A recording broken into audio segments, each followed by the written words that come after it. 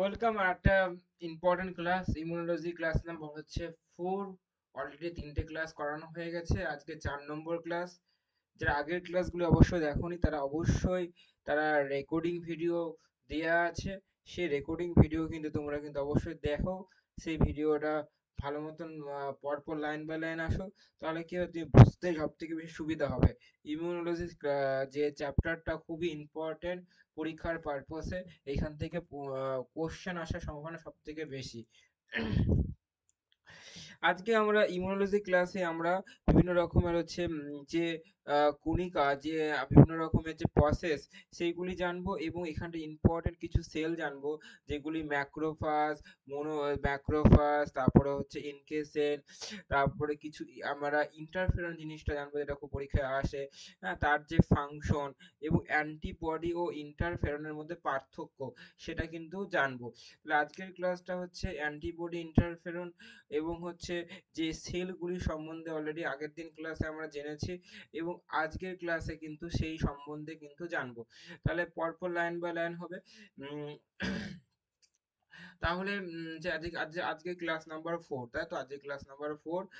চলো আমি hand writing written লেখায় যাতে সুবিধা হবে তোমাদের, হচ্ছে পড়ার সাথে লেখার সাথে পড়াও হয়ে যাবে, একবার রিভিশনও হয়ে যাবে, দুটো তারপরে হচ্ছে কি হবে, মুখস্থ হয়ে যাবে।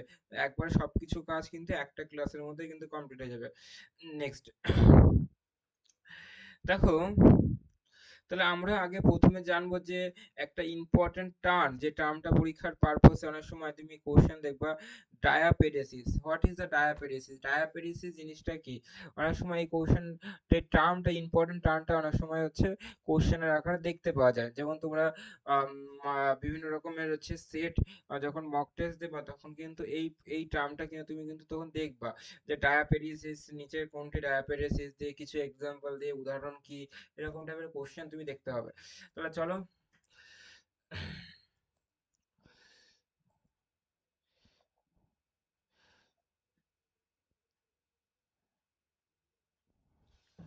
তাহলে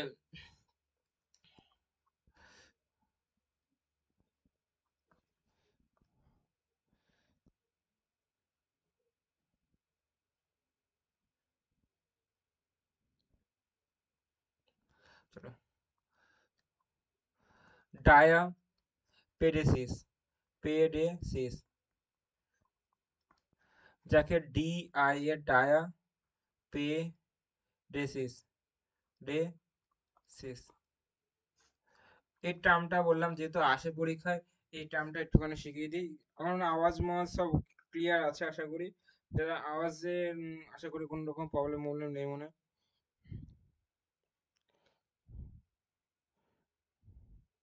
অনেক সময় অ্যাপে অনেক সময় গন্ডগোল করে, জানি না এদের কি অ্যাপ, অনেক সময় গন্ডগোল করে আওয়াজে।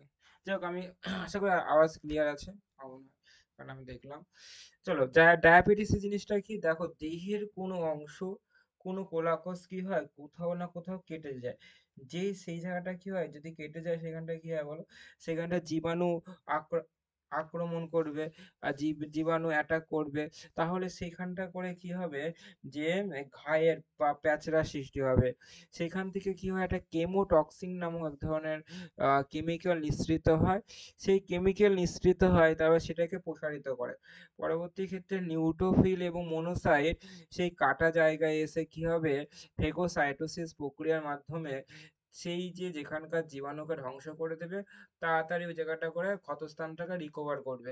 তাহলে এই যে প্রসেসকেই বলা হয় ডায়াবেটিসিস। তাহলে ডায়াবেটিসিস জিনিসটা কি, আশা করি বুঝতে পারলে। চলো, আমি তো তোমার নোট আকারে লিখিয়ে দিই, তোমাদের হচ্ছে বুঝতে সুবিধা হবে।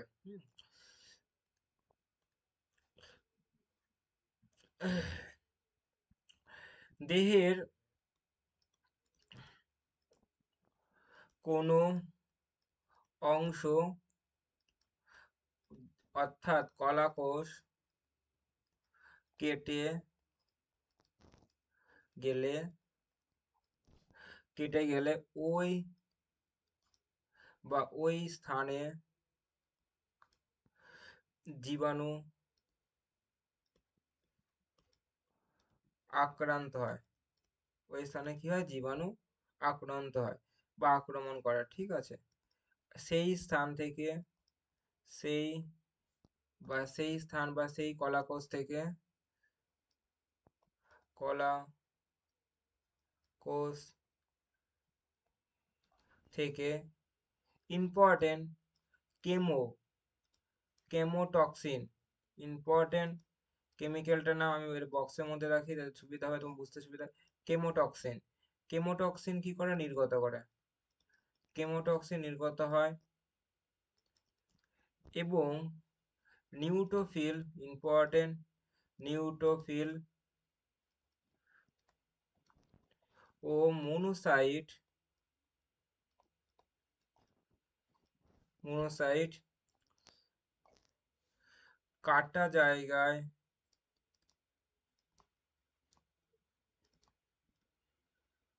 কাটা জায়গায় কি হয়, ওই এসে বা আবদ্ধ হয়ে ফ্যাগোসাইটোসিস। ফ্যাগোসাইটোসিস জিনিসটা কি, পিনোসাইটোসিস জিনিসটা কি, আমি অলরেডি প্রত্যেকবার ক্লাসে বলেছি, এই আগের ক্লাসে বলা আছে, অবশ্যই যারা জানো না তারা কিন্তু আগের ক্লাসগুলো অবশ্যই দেখে নাও, ঠিক আছে? সবই দেওয়া আছে, ডেসক্রিপশনে দেখো, সব দেওয়া আছে, সেইখানটা করে ভিজিট করো এবং দেখো যে সবই সম্বন্ধে বলা আছে, তাই না? 1 2 3টে ক্লাস পর পর করে আসো, দেখে আসো, বা এগুলি ক্লাসগুলি করে করে নেবে বাড়িতে। পদ্ধতিতে জীবাণু ধ্বংস করে তাকে বলা হয় তাকে তাকে ডায়াপেডেসিস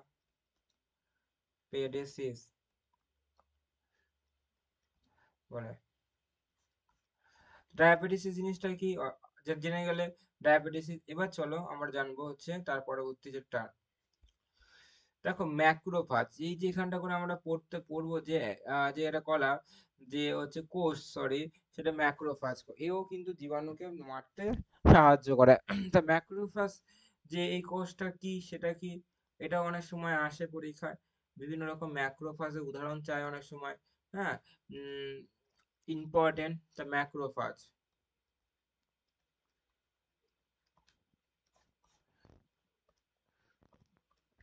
জিনিসটা কি, দেখো মনোসাইট গুলি কি হয়, রক্ত স্রোতে 1 থেকে 2 দিনের 1 থেকে 2 দিনে কি হয় থাকে ওখানটা, এর ফলে সেখানকার যে কলা কোষ সেখানটা প্রবেশ করে এবং এক টাইমে ম্যাক্রোফাজে পরিণত হয়।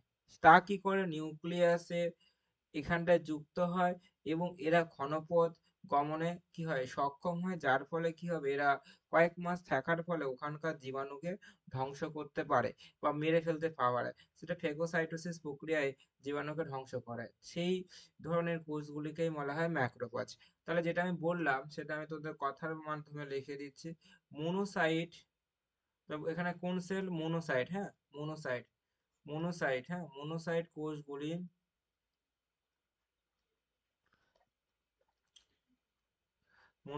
কোষগুলি রক্ত স্রোতে 1 থেকে 2 দিন থাকার পর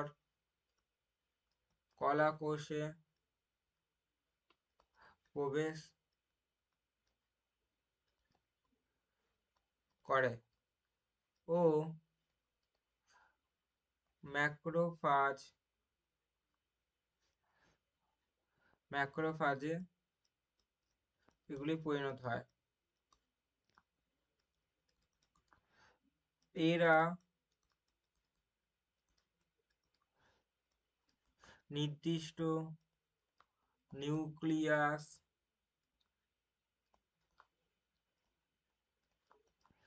যুক্ত হয় ও ঘনপথ যা গমনে সক্ষম, ঠিক আছে? প্রায়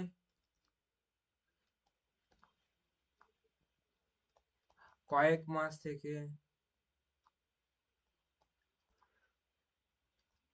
কয়েক বছর পর্যন্ত এরা ওখানটা থাকে কয়েক বছর পর্যন্ত।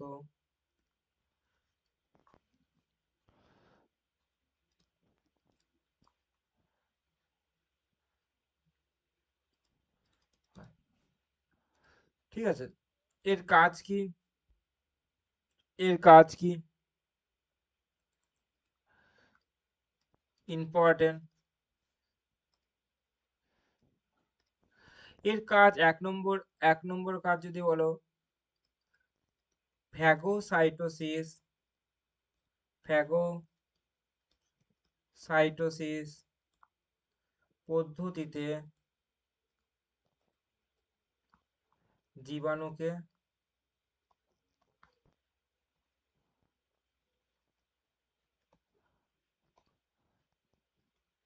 ধ্বংস করে, 1 নম্বর।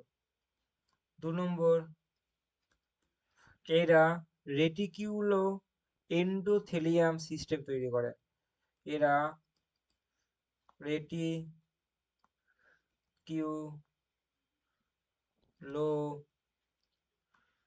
এন্ডোথেলিয়াম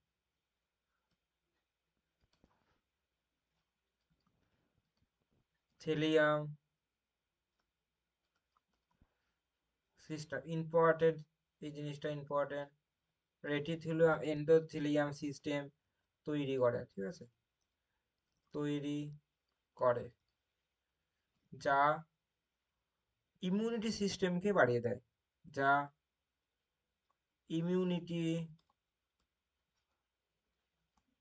সিস্টেমকে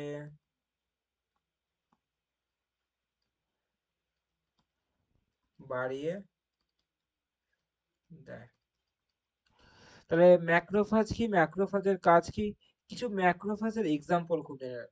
অনেক সময় তুমি কোশ্চেন দেখবে যকৃতে কি ধরনের ম্যাক্রোফাজ থাকে, কোশ্চেন নাম কি, তোমাকে বলবে অস্থিতে বা বনে কি ধরনের ম্যাক্রোফাজ থাকে। এই উদাহরণগুলো কিন্তু এমসিকিউ কোশ্চেনের প্যাটার্নে তুমি কিন্তু পাবে সেই এই এই লাইনে, ঠিক আছে।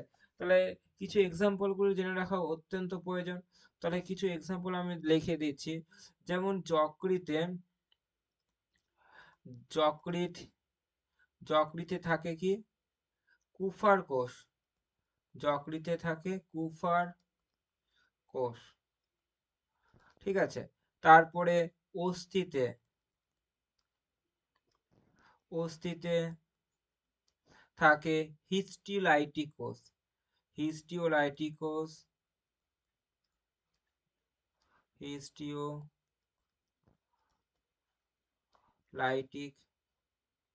কোষ। এগুলি পরীক্ষায় আসে, যেগুলি এখনো আরো আছে সেগুলি দরকার নেই, কিন্তু এইগুলি পরীক্ষায় আসে, ইম্পর্টেন্ট লিখে দিলাম। এরপরে আমরা জানবো NK cell. What is the NK cell? NK cell জিনিসটা জানবো, যেটা আমাদের খুব ইম্পর্টেন্ট আর একটা। এনকে সেল, এনকে সেল যাকে বলা হয় ন্যাচারাল কিলার সেল।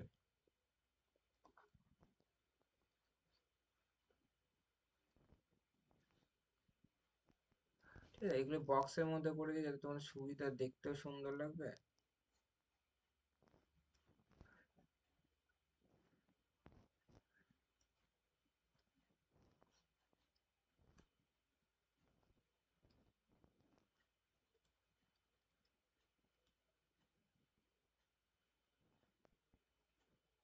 ঠিক আছে,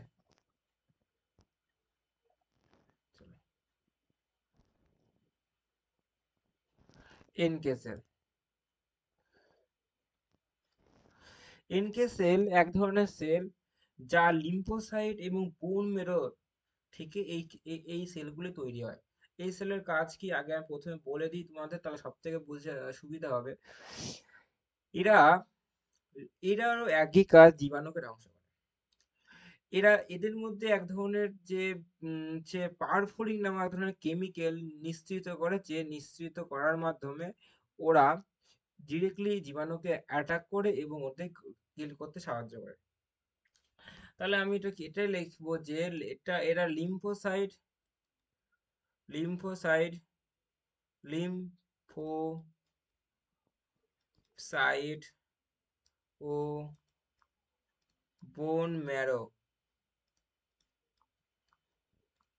বোন ম্যারোকে ইংলিশে কি, বাংলায় কি বলা হয় বলো? অস্থি মজ্জা বলা হয়। হ্যাঁ, অনেক সময় অনেকে বোন ম্যারোটা বুঝতে না পারলে অস্থি মজ্জা দেখবা বইয়ের ভাষায় দেখবা আর থাকে।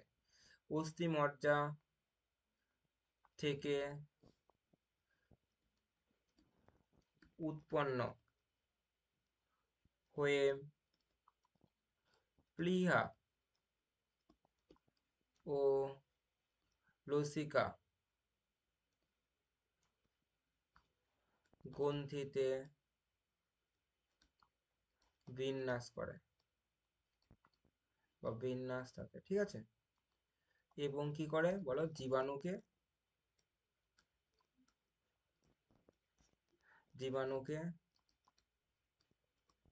ধ্বংস করে, তাকে ন্যাচারাল কিলার সেল বলে। তো ন্যাচারাল কিলার সেল কি জানলাম। এবার ন্যাচারাল কিলার সেল এর কাজ কি, ফাংশন কি, এটাও খুব ইম্পর্টেন্ট। কাজ কি? এর কাজ কি? কাজ 1 নম্বর, ফ্যাগোসাইটোসিস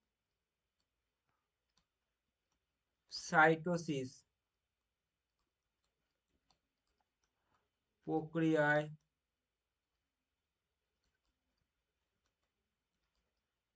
রোগ জীবাণু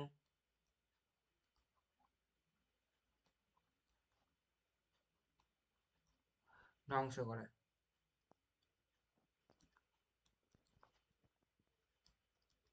এটা একটা কাজ। 2 নম্বর কাজ কি?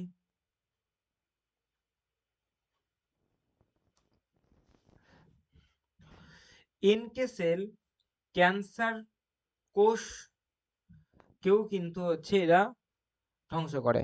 ইম্পর্টেন্ট স্টার, এনকে সেল যা ক্যান্সার কোষ সম্পর্কে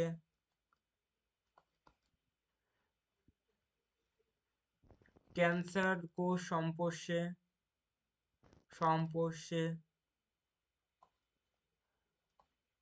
আসে, ঠিক আছে। এবং এবং সাইটোলাইসিন নিশ্চিত করে। এবং কি করে? সাইটো সাইটোলাইসিন সাইটোলাইসিন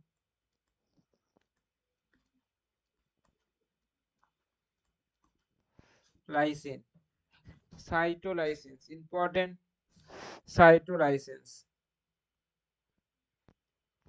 সাইটোলাইসিন নিশ্চিত করে ক্যান্সার সেলকে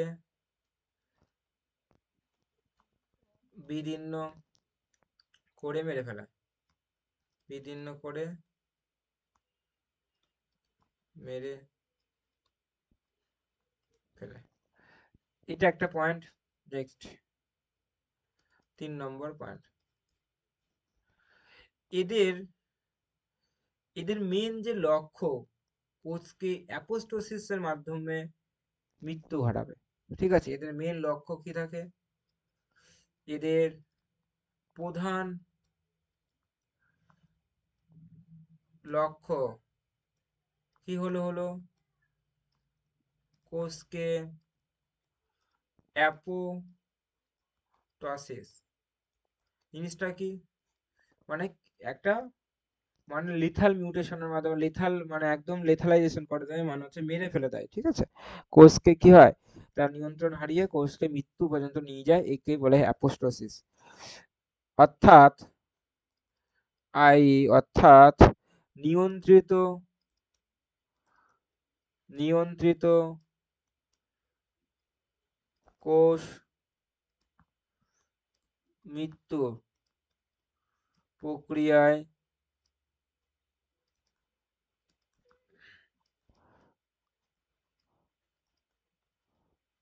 উদ্দীপিত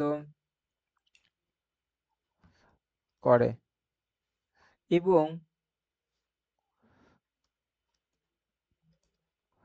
কোষকে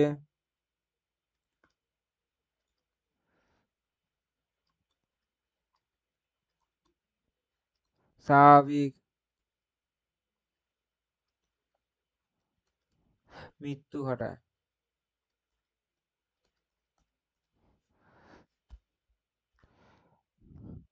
ওকে, এবার মেন যেটা আমাদের খুব ইম্পর্টেন্ট, যার সম্বন্ধে আমরা পড়বো বা জানবো, সেটা হচ্ছে ইন্টারফেরন। ইন্টারফেরন বক্সে ইন্টারফেরন ইম্পর্টেন্ট, যাকে IFN বলা হয়, যাকে কি বলা হয়, IFN, ইম্পর্টেন্ট ইম্পর্টেন্ট ইম্পর্টেন্ট, যেটা সিলেবাসে আছে এবং খুবই ইম্পর্টেন্ট, জানা অত্যন্ত প্রয়োজন। ইন্টারফেরন কি? এরা জীবদেহে ভাইরাসকে আক্রান্ত সজীব কোষ থেকে এরা নিঃসৃত হয়। ইম্পর্টেন্ট, যেটা বললাম, ভাইরাসে আক্রান্ত সজীব কোষ থেকে এরা নিঃসৃত হয়, যা সাইটোকাই সাইটোকাইন ধর্মী হয়, যার মাধ্যমে কি হয়, এরা ভাইরাসকে মেরে ফেলতে সাহায্য করে, ভাইরাসের মতনই ডুপ্লিকেট প্রতিলিপি গঠন করে ভাইরাসের যে পপুলেশনকে কি করে, এরা বাধা সৃষ্টি করে, তাকেই বলবো ইন্টারফেরন। ইম্পর্টেন্ট, ইন্টারফেরন কি হবে, ইম্পর্টেন্ট, যখন জীব দেহে, আমি লিখি জীব দেহে ভাইরাস আক্রান্ত আক্রান্ত সজীব কোষ থেকে ভাইরাস আক্রান্ত সজীব কোষ থেকে নিশ্চিত, কোথা থেকে, ভাইরাস আক্রান্ত, ঠিক আছে, মনে রাখবো, ভাইরাস সজীব কোষ থেকে নিশ্চিত। এই লাইনটা খুব ইম্পর্টেন্ট, যে সাইটোকাইন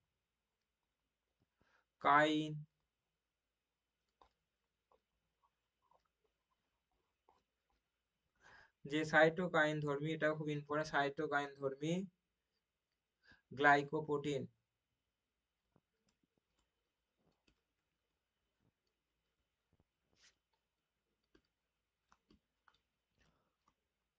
অন্য কোষে ভাইরাসের প্রতিলিপি গঠনে তথা সংখ্যা বৃদ্ধিতে বাধা সৃষ্টি করে, সংখ্যা বৃদ্ধিতে বাধা দেয়, তাকে ইন্টারফেরন বলে।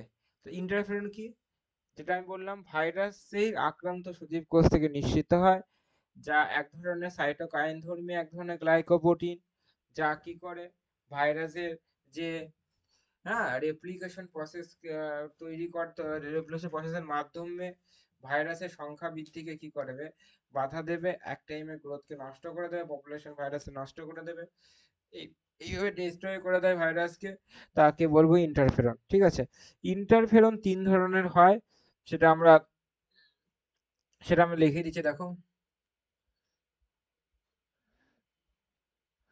চলো, ইন্টারফেরন,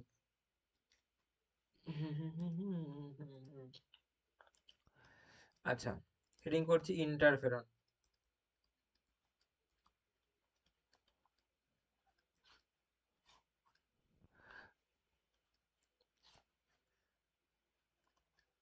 এক, দুই, তিন, এটা দেখো না, তিন মাঝখানে দিয়ে দেয়, দেখতে সুন্দর লাগে।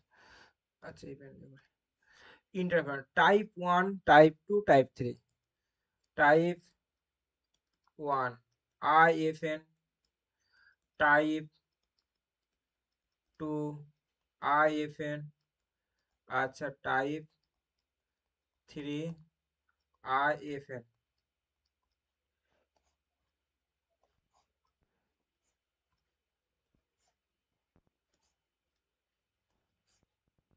ঠিক আছে, এই টাইপ 2 কে আবার দুটো ভাগে ভাগ করা যায়।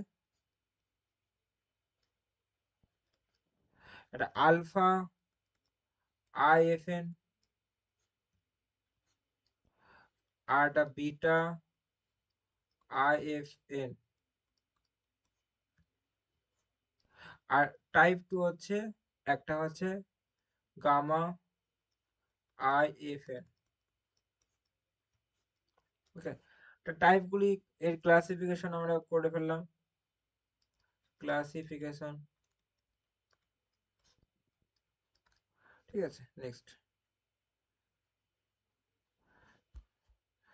এবার এই IFN যে আলফা ইন্টারফেরন, এদের কাজ কি তার সম্বন্ধে আমরা জানবো। ঠিক আছে,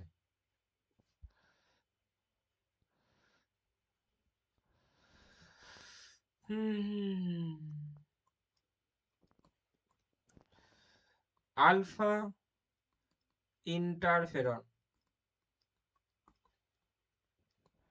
এরা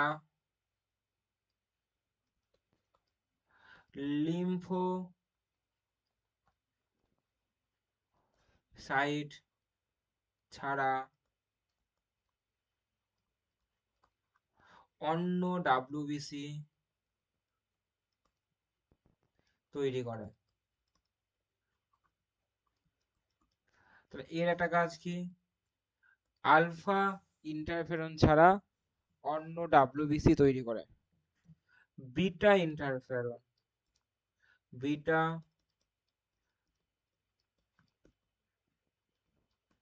ইন্টারফেরন যা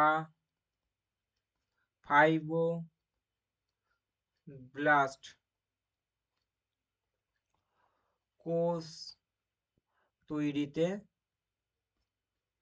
কোষ তৈরি করে। ইম্পর্টেন্ট, হ্যাঁ, বিটা ইন্টারফেরন কি ফাইব্রোব্লাস্ট কোষ তৈরি করে। আর লাস্ট যেটা আমি ইম্পর্টেন্ট, যেটা আমি তোমাকে বলবো, গামা। গামা ইন্টারফেরনের কাজ আমি অবশ্যই না বললে এটা অবশ্যই 9 হয়ে যাবে সাথে। গামা ইন্টারফেরন যা কি করে, এই যে তুমি বললে এনকে সেল, বললে কি বললে না, এনকে সেল বা সাইটোটক্সিক, সাইটো ইংলিশ লিখে দিই তাহলে হবে, তাতে হয়ে যাবে। সাইটোটক্সিক, সাইটোটক্সিক টি সেল, সাইটোটক্সিক টি সেল তৈরিতে হেল্প করে, টি সেল তৈরি করে। আবার বলছি আলফা ইন্টারফেরন লিম্ফোসাইট ছাড়া অন্যান্য ডাব্লিউবিসি তৈরি করতে সাহায্য করে। বিটা ইন্টারফেরন ফাইব্রোব্লাস্ট কোষকে তৈরিতে হেল্প করে। আর গামা ইন্টারফেরন কি হবে, এনকে সেল এবং আর সাইটোটক্সিক টি সেলকে তৈরিতে সাহায্য করে। ঠিক আছে নেক্সট। আচ্ছা এর কাজ কি, ফাংশন কি, ইন্টারফেরনের কাজ কি? অলরেডি আমি বুঝালাম ইন্টারফেরনের কাজ কি। চলো তা আমি বোঝানোটা লিখে দিচ্ছি। ফাংশন, তোমাদের কালকেও ক্লাস নেব, হ্যাঁ টানা 4-5টা ক্লাস নিয়ে তোমাদের হচ্ছে পার্টগুলি কমপ্লিট করার চেষ্টা করি। হ্যাঁ,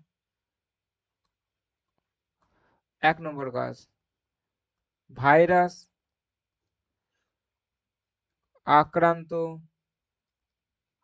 কোষগুলিকে কি করে, কোষগুলিকে মেরে ফেলে, এর মেন একটা কাজ। 2 নম্বর কাজ কি, আলফা IFN ও বিটা IFN যা অনাক্রমতা কোষ, অনাক্রমতা যে কোষ অর্থাৎ যে টি কোষ অনাক্রমতা অনাক্রমতন্ত্রের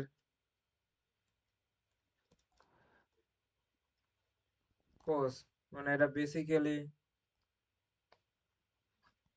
টি সেল, এর কোষগুলি এর কোষ পর্দায়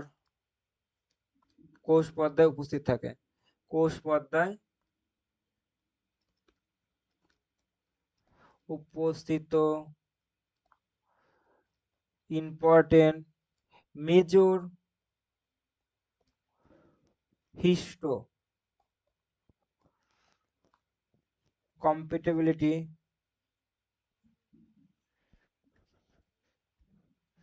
আচ্ছা আমি এটা ইংলিশ লিখে দিই, হ্যাঁ ভাবতে ভালো হবে, তোমাদের বুঝতেও সুবিধা হবে ইংলিশে। মেজর মেজর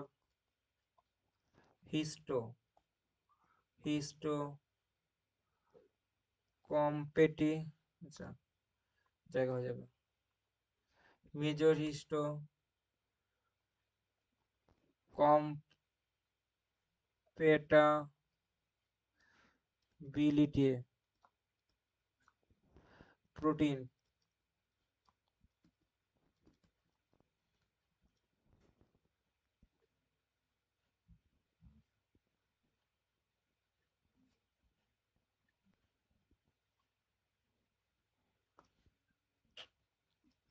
প্রোটিনের সাথে সাথে যুক্ত হয়ে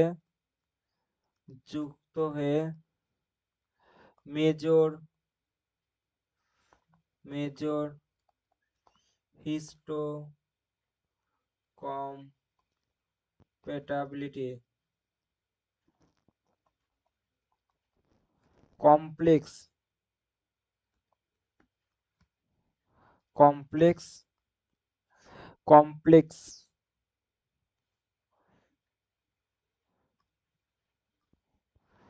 1 and 2 সক্রিয় করে, এই পয়েন্টটা অত্যন্ত ইম্পর্টেন্ট পরীক্ষার পারপসে, যা ভাইরাসের অ্যান্টিজেনকে বিনষ্ট করে, যা ভাইরাসের অ্যান্টিজেনকে বিনষ্ট করে। ওকে, নেক্সট 3 নম্বর পয়েন্ট।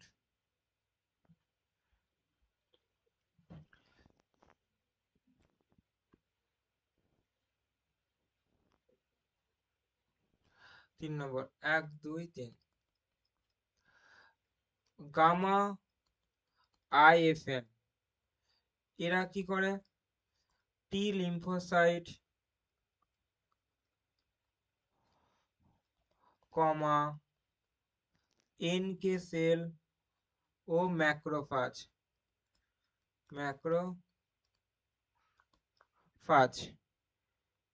এদের কার্যকারিতা বৃদ্ধি করে, এর কার্যকারিতা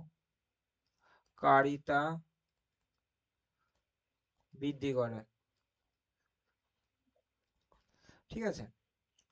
4 নম্বর পয়েন্ট,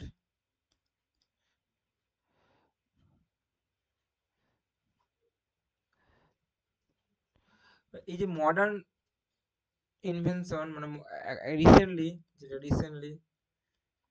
রিসেন্টলি স্টাডিতে কি বলছে, টাইপ 3 নম্বর আইএফএন তুমি যেটা লেখালাম, যা কি করে ভাইরাস ও ছত্রাকের সংক্রমণ হ্রাস করে। বুঝতে পারলে? নেক্সট,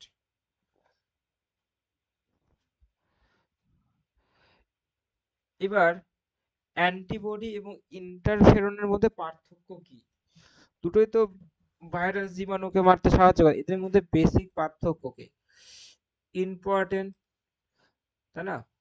প্রশ্ন উঠে আসে যে অ্যান্টিবডি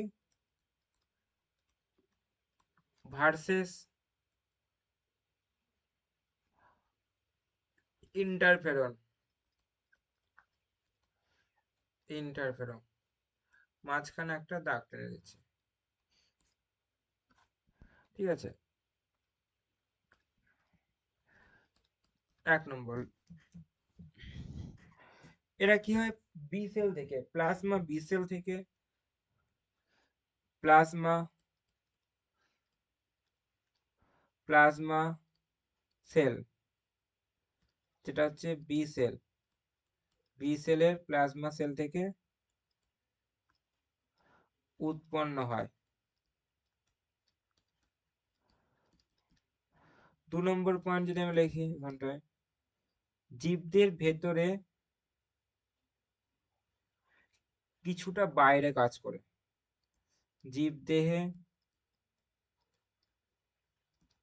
ভেতরে ও কিছুটা বাইরেও কাজ করে, বাইরে এর কাজ করে। আচ্ছা, এখানটা যদি আমি অন্য পেন নিয়ে করি, এরও 1 নম্বর পয়েন্ট, এরা ভাইরাস দ্বারা কোষ থেকে, আমি পড়িয়েছি যে ভাইরাস দ্বারা কোষ থেকে ইন্টারফেরন কি হয় বলো? সৃষ্টি হয়। এটা একটা বিশেষ পয়েন্ট। আর 2 নম্বর পয়েন্ট কি হবে? এরা এরা কি হয়, মেনলি কি হয়, মেনলি ভেতরে, কোষের ভেতরেই কাজ করে, কোষের কোষের ভেতরে কার্য করে। এটা ভেতরে বাইরে দু জায়গায় কাজ করতে পারে, এটা কি একমাত্র মেনলি কোষের ভেতরে হয়। এখনো আর কটা যদি পয়েন্ট আমরা নিই, মাঝখানে দাগটা নেই। 3 নম্বর পয়েন্ট, নির্দিষ্ট অ্যান্টিবডি যা অ্যান্টিজেনকে ধ্বংস করে। এরা অ্যান্টিবডি দেহের ভিতরে প্রবেশ করলে অ্যান্টিজেন দেহের ভিতরে প্রবেশ করলে অ্যান্টিবডি তৈরি হয়। তাহলে নির্দিষ্ট অ্যান্টিজেনের জন্য অ্যান্টিবডি নির্দিষ্ট থাকে, তাকেই ধ্বংস করে।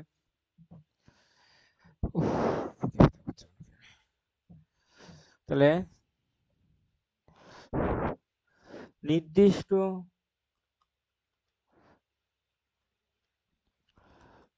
অ্যান্টিবডি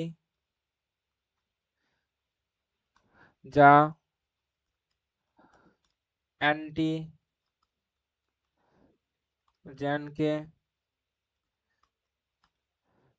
ধ্বংস করে। 4 নম্বর পয়েন্ট কি হবে? অ্যান্টিবডি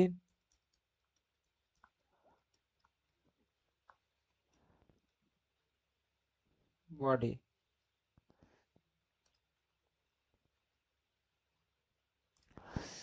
অ্যান্টিবডি এর কাজ ধীর ও সময় সাপেক্ষ, সময় সাপেক্ষ, যার প্রভাব এর প্রভাব কিন্তু দীর্ঘস্থায়ী।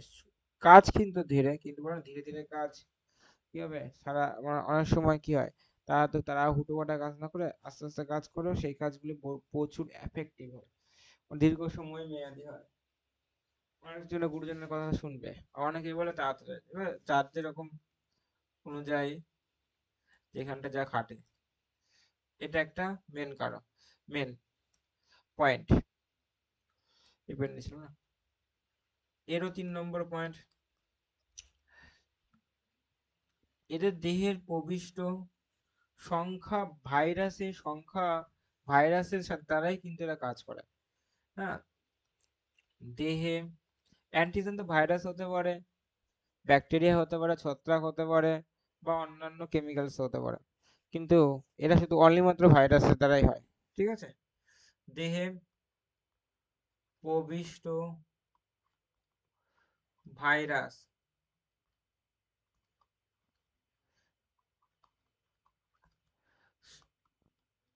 সংখ্যা বৃদ্ধি হ্রাস করে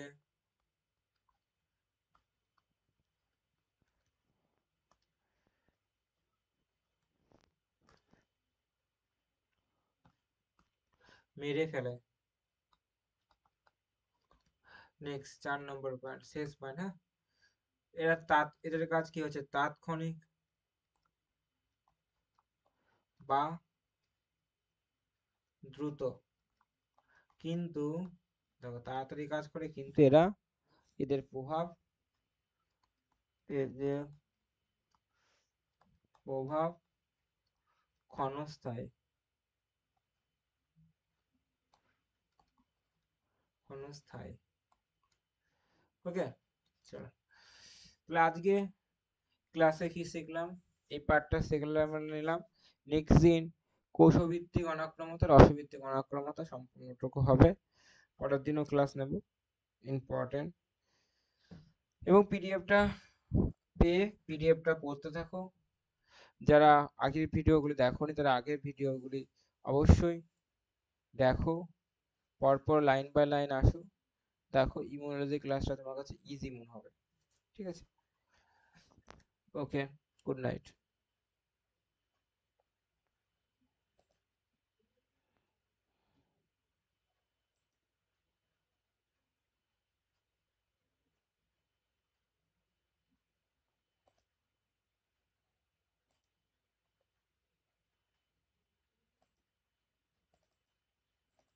যে কাজ করে না।